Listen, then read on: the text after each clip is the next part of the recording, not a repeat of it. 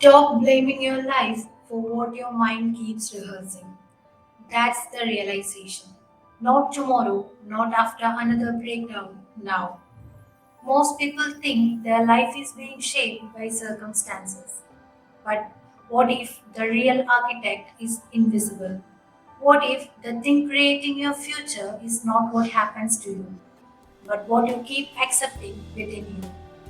Every thought repeated, every fear entertained, every sentence whispered in private. It does not vanish, it enters deeper, and then it begins to build. Your subconscious mind is listening, even when you're speaking carelessly. That's why this matters. You say, I'm behind, it listens. You say, nothing ever works for me, it listens. You say, I will never become that person, it listens.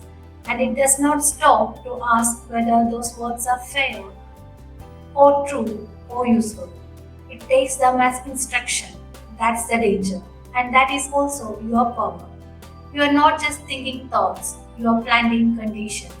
The deeper mind is like soil, silent, fertile, emotional. It does not judge the seed, it just grows what it is given.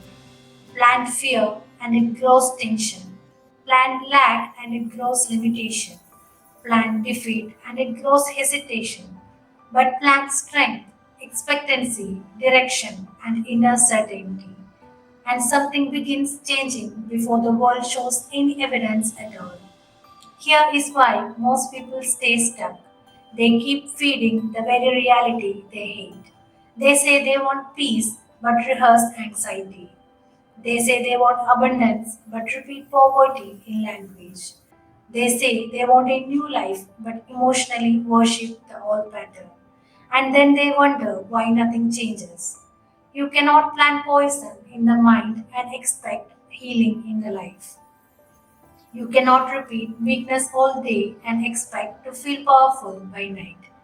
This is your instant realization. Your inner language is not description, it is command. Read that again in your mind. Your inner language is not just description, it is command. What you call yourself matters. What you predict matters. What you emotionally agree with matters. Because every repeated thought becomes easier to believe, and every believed thought becomes easier to live from. That's how identity forms quietly, daily, and automatically. So, if you want your life to shift, stop waiting for motivation and start interrupting the script. That is the work. Not wishing, not scrolling for answers, not collecting more advice you never apply. The work is this. When the all thought appears, catch it. When the all identity speaks, correct it. When fear starts narrating your future, refuse the narration. That is the power. Not noise, not performance, power. The future changes in the second you stop agreeing with what is weakening you. That is where transformation actually begins. Not when life gets easier, not when you finally feel ready, but in the private moment, when you stop crowning every fearful thought as truth. If the mind says, I am not enough, answer it. If it says, it's too late, answer it. If it says, this is just who I am, challenge it. Do not let the first thought become the final word. Replace the thought before it becomes a blueprint. That's the method. The all thought says, I always fail. You answer, I am building steadiness and direction now. The all thought says, nothing is happening. You answer, what is forming within me will appear in time. The all thought says, I am stuck. You answer, a new mental pattern begins in me now. This is not pretending, this is instruction. This is training the deeper mind with intention. You do not need a different world first. You need a different inner order first. That is the shift people miss. They wait for proof before belief. But the deeper law works in reverse.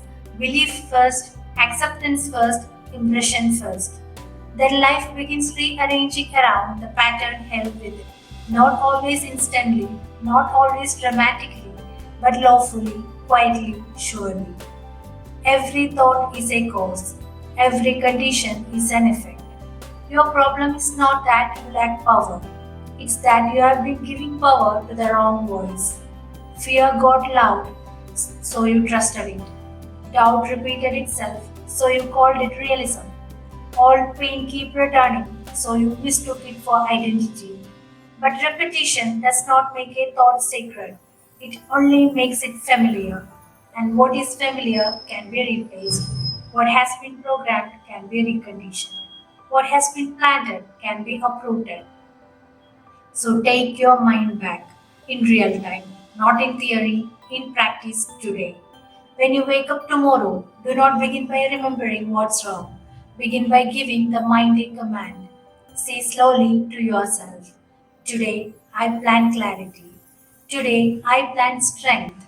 Today I do not cooperate with fear. Let the day hear who is in charge. Let the subconscious receive a new order from the moment you rise. Midday is where most people lose the battle. Pressure hits, something goes wrong, someone disappoints you, and suddenly the whole script returns. That is your checkpoint. Stop, breathe, and reset. Say to yourself, my mind follows what I repeatedly accept.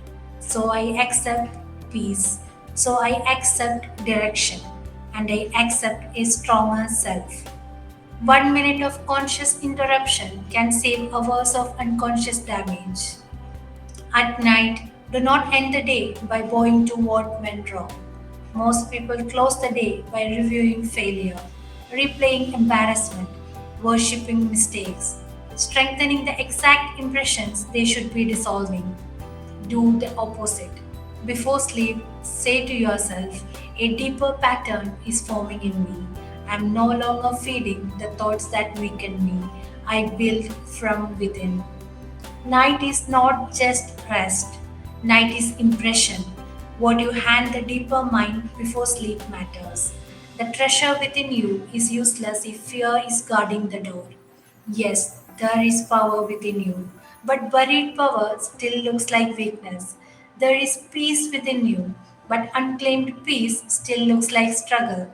There is abundance within you, but a mind trained in lack will reject it before it arrives.